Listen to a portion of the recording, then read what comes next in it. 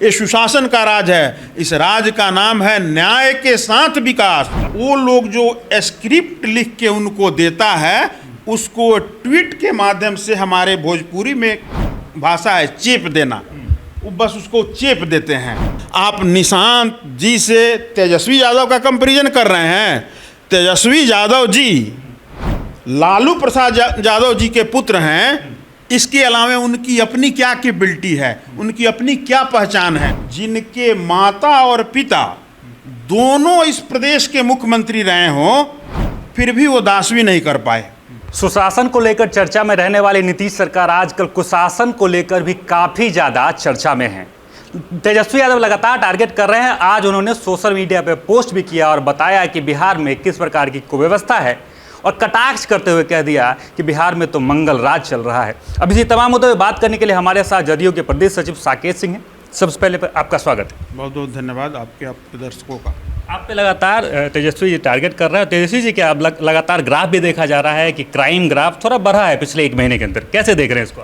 देखिए, देखने से पहले, मतलब आपके प्रश्न का जवाब देने से पहले हम एक विनम्रतापूर्वक आप लोगों से आग्रह करना चाहेंगे कि अब तो हमको लगता है कि हम लोग को उम्र भी पूछना पड़ेगा। आप लोग से जो भी पत्रकार बंधु या मीडिया बंधु हम लोग से क्वेश्चन करेंगे तो हम लोग पूछेंगे कि आपका उम्र क्या हुआ। अगर उम्र का कारण है पूछने का कि उस जो लोग आज ट्वीट कर रहे हैं और जो कह रहे हैं कि क्राइम का ग्राफ लेवल जो है बढ़ गया है, सबसे पहले ये जानना जरूरी है कि नैतिकता के आधार पे उन लोगों को इस बात पे बोलने का अधिकार है या नहीं है। अब छोड़ देते हैं इस बात को, क्योंकि जिस व्यक्ति के बारे में हम कहना चाह रहे हैं वहाँ नैतिकता नाम की कोई चीज़ ही नहीं है। लेकिन सवाल तो सत्ता पक्ष से ही हम पूछेंगे ना। बिल्कुल हम जवाब दे रहे हैं। रही बात ट्वीट कर रहे हैं आदरणीय नेता प्रतिपक्ष जी, यही बोले ना आप, तो ट्वीट वो क्यों करते हैं? क्योंकि वो ज़रूरत से ज़्यादा, क्योंकि वो हमको लगता है देश के बिरले एक दो लोगों में शुमार या शामिल होंगे जिनके माता और पिता दोनों इस प्रदेश के मुख्यमंत्री रहे हों, फिर भी वो दासवी नहीं कर पाए।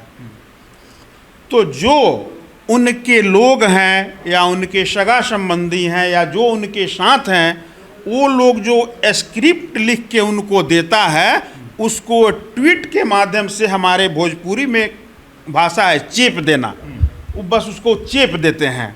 बाकी उनका क्या दायित्व है, नेता प्रतिपक्ष नेता विरोधी दल का क्या दायित्व है, उसके बारे में उनका ज्ञान तो भगवान ही मालिक है। अपने दायित्व का निर्वहन नहीं कर रहे हैं। आप लोगों को लगता है कि कर रहे हैं? दायित्व का निर्वहन अगर करते तो विधानसभा का सत्र चल रहा था, 2-4 दिनों में 5 दिनों में समाप्त हो जाएगा। बिहार की जनता के लिए एक आवाज़ उठाने का काम किया नहीं। हम तो माने कि आदरणीय नेता के सिपाही हैं, इस नाते नहीं। आप बिहार के रूरल एरिया में आप लोग जाने का काम करिए, गांव देहात में जाने का काम करिए। वहाँ पे आदरणीय नेता नीतीश कुमार और एनडीए के सरकार के द्वारा वो कोई भी हो, दूसरा कोई चर्चा नहीं कर सकता है। उसका कारण है कि आदरणीय लालू प्रसाद यादव जी जब इस बिहार के मुख्यमंत्री हुआ करते थे, इसीलिए हम उम्र की चर्चा किए कि 90 से लेके 2005 वाला दंश जो है, जो बिहार ने झेला है, वो आप लोगों को देखने का मौका नहीं मिला है। अगर मिलता तो पत्रकारिता आपका धर्म जरूर हो सकता है, लेकिन आपकी रूह कांप जाती, क्योंकि उस दिन को हम लोग याद ही नहीं करना चाहते हैं। अपने से उम्र में बड़े पापा ताऊ चाचा से पूछिएगा, बिहार की जनता ने आदरणीय नेता नीतीश कुमार के विकास कार्यों को देखते हुए उन 90 से लेके 2005 का जो दंश था, जिस पे माननीय न्यायालय को ये कहना पड़ा कि बिहार जो है जंगल राज की ओर अग्रसर हो रहा है, अग्रसर हो चुका है, इस पे माननीय न्यायालय का टिप्पणी है। मैं एक रोकना चाहूँगा कि तेजस्वी यादव कह रहे हैं कि अगर 90 से लेकर 2005 तक का जो शासन काल था वो अगर जंगल राज था, तो अभी कौन सा राज है? अभी विकास का राज है। हम आप जहाँ बैठ के इतने सुंदर वातावरण में आप अपनी बातों को कह रहे हैं, हम उसका प्रत्युत्तर दे रहे हैं, इसीलिए तो उसका जरूरी है कि क्रिया की प्रतिक्रिया। तो आप कंपैरिजन करेंगे ना, जो लोग आज सवाल उठा रहे हैं, तो हम तो उनके कार्यकलाप या उनके समय अवधि या उनके परिवार की पार्टी, इसलिए हम लोग बोलते हैं कि माता जी, पिताजी, भाई जी, बहन जी, सारा जी है लोग, तो पारिवारिक एक पार्टी है। पारिवारिक पार्टी की बात करें, निशांत कुमार के भी आने की तैयारियां चल रही हैं, लोग कह रहे हैं उत्तराधिकारी हैं, कैसे देख रहे हैं? देखिए, इसमें फर्क है, लोग नहीं कह रहे हैं, हम जदयू के कार्यकर्ता होने के नाते हमारी भी हार्दिक इच्छा है कि आदरणीय निशांत बाबू राजनीति में आए, और हमारी ये मांग भी है। पूछिए क्यों? आप निशांत जी से तेजस्वी यादव का कंपैरिजन कर रहे हैं।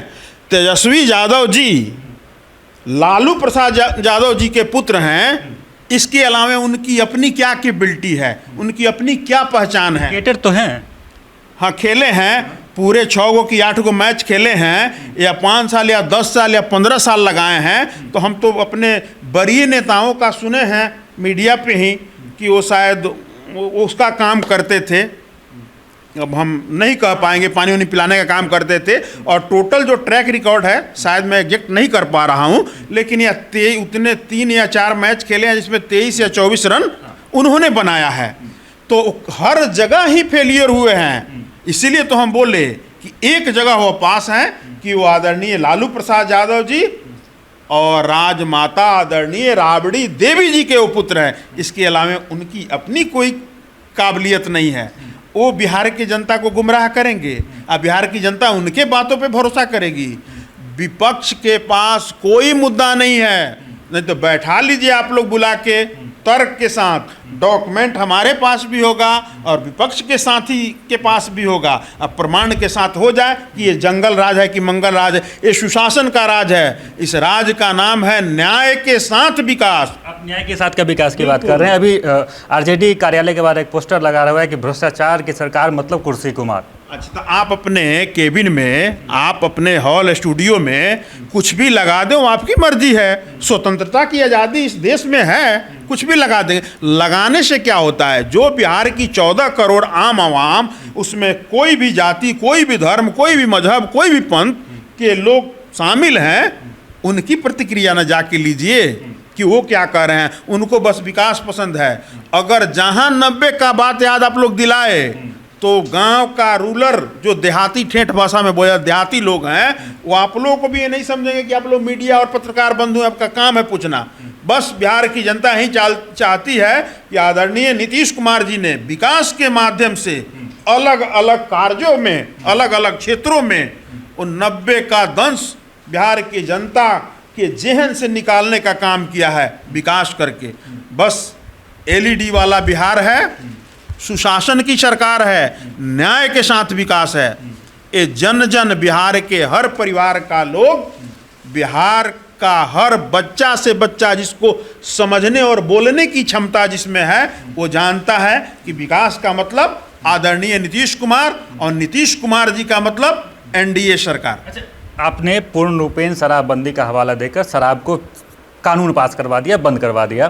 क्या लगता है कि पूर्ण रूपेण शराबबंदी अभी भी है बिहार में? बिल्कुल।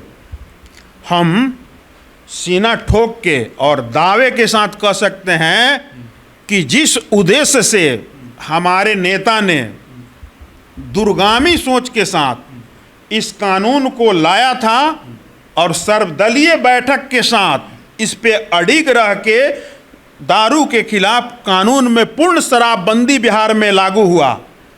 अब पूछिए कि कैसे सफल है? आप लोग वही ना सुनते हैं कि लोग बोलता है कि यहाँ मिल रहा है, वहाँ मिल रहा है। तो मिलने वाले जो लोग पीछे में बोल रहे हैं, वो महानुभाव 2-4 प्रमाण लेके आए। टोल फ्री नंबर जारी किया गया है, पुलिस मुख्यालय है, मद्य निषेध विभाग है, जिला में है। आपको अगर पता है कि मिलता है, तो सबसे पहले आप तो प्रमाण दे दीजिए, फिर ज्ञान अपना बांटते रहिए। दूसरी बात, विपक्ष कुछ भी कहे, लेकिन शराबबंदी का मुख्य द्योतक, शराबबंदी का मुख्य द्योतक मात्र दो है। पूछिए कैसे? सफलता का वो इसलिए कि खासकर शराबबंदी जो है बिहार के महिलाओं के कहने पर, बिहार के गरीब मजदूर लोगों के कहने पे आदरणीय नेता ने बिहार में लागू किया था। और इसका सफलता का द्योतक यही है कि आज के डेट में जो 400, 300, 500 रुपया कमा के दिन में मजदूरी करके शाम में घर जाते हैं, वो अपने बीबी बच्चे के लिए साग सब्जी चावल रोटी करके उसमें 200 का राशन खरीदते हैं और 200 अगले भविष्य बच्चे को पढ़ाने के लिए जमा करते हैं। सफलता का पहला द्योतक ये है। और दूसरा, जिनको दिखाई नहीं दे रही है, हम तो कई बार कह चुके हैं कि आईजीएमएस में आँख का बहुत अच्छा अस्पताल बना है, फ्री में इलाज है, जाके विपक्ष के लोग वहाँ अपनी आँख का जांच करवाएं। लेकिन ये बात हम विकास के संदर्भ में बोलते हैं। और दूसरा कारण है, आप हम अभी शाम के 6 बजे हुए हैं, वही मजदूर, वही गरीब, वही उससे सबसे ज़्यादा क्षति किसको था? गरीब परिवार के लोगों को। एक घर में शराबी था तो उसका पूरा परिवार जो है बर्बाद होने के कगार पे था। दिन भर में 200-300 रुपया कमा के वो शाम को डगमगाते हुए जब अपने घर जाता था, पैसा तो बर्बाद करता ही था, अपने बीबी और बच्चों के साथ भी बदसलूकी करता था, बदतमीजी करता था। वो परिवार किस स्थिति में, उस परिवार के बच्चे किस स्थिति में उस रात को कि कब जो है इसका नशा खत्म होगा और समान रूप से हम अपने पिता या भाई अपने पुत्र को देख पाएंगे। आज जिनमें भी हम चैलेंज के साथ कहना चाह रहे हैं कि जो लोग भी कह रहे हैं कि सफल नहीं है, बता दें किसी चौक चौराहा पे, पहले तो 10 गो लोग किसी चौक चौराहा पे खड़ा होंगे तो उसमें 6 गो आपको डगमगाते हुए मिलेंगे। आज कोई बता के डगमगा के दिखाए। तो हमारे नेता ने जो बिहार के जनता, बिहार के आम आवाम का आदेश था, क्योंकि वो तो सेवक हैं, आदेश था कि शराबबंदी होनी चाहिए, विशेषकर इसमें महिलाएं अग्रणी भूमिका में थी। तो हम लोग और हमारी सरकार शराबबंदी पूर्ण रूप से सफल मानती है। अगर किसी को नहीं दिखाई दे रहा है, प्रमाण दें कि कौन डगमगा रहा है, कौन जाके घर में बदतमीजी कर रहा है। आज लोग कमा भी रहे हैं, परिवार भी सुख चैन से है। तो जिनको गरीब से मतलब नहीं है, जिनको गरीबी से मतलब नहीं है, वो तो कुछ भी कहने के लिए स्वतंत्र है। एक आखिरी सवाल रहेगा, प्रवासी बिहारियों का और पलायन का मुद्दा काफ़ी ज़्यादा गहराता हुआ है। अभी पंजाब का मुद्दा आप देख रहे होंगे, और स्टेट का मैं नाम नहीं लूँगा, विवाद हो जाता है, आप देखते हैं। तो ठीक है, कैसे देख रहे हैं पंजाब में जो मुद्दा हुआ है, बिहारी के साथ मारपीट का मुद्दा हुआ, फिर से देखा जाए पंजाब में जो घटना घटी है वो काफ़ी दुर्भाग्यपूर्ण है। लेकिन आपको मैं एक चीज़ और बताने का काम करूँगा कि ऐसी घटनाएं, सबसे पहले तो देश एक है और देश सभी का है।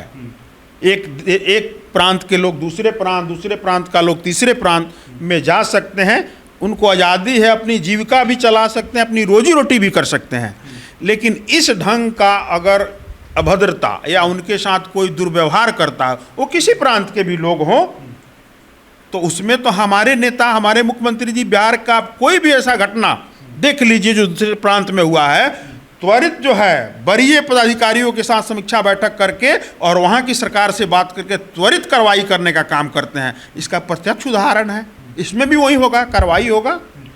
चलिए, तो हमारे साथ साकेत सिंह जी से, उन्होंने तमाम मुद्दों पे बात की, उन्होंने शराबबंदी के ऊपर भी बात की और उन्होंने वो पलायन के मुद्दे पे बात किया और उन्होंने कुशासन व्यवस्था को लेकर भी बात की। और इनका सीधे तौर पे कहना था कि जो लोग मुझ पे आरोप लगाते हैं वो पहले अपने गिरेबान में झांक कर देख लें। बाकी इन तमाम मुद्दों को लेकर आप क्या कुछ कहते हैं, कमेंट बॉक्स में जरूर लिखें और देखते रहें सच टॉक्स।